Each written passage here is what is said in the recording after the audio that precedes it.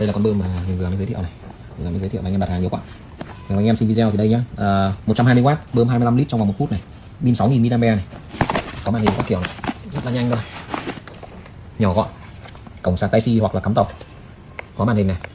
Đấy, các chế độ bơm này, ô tô, xe máy, xe đạp, bóng.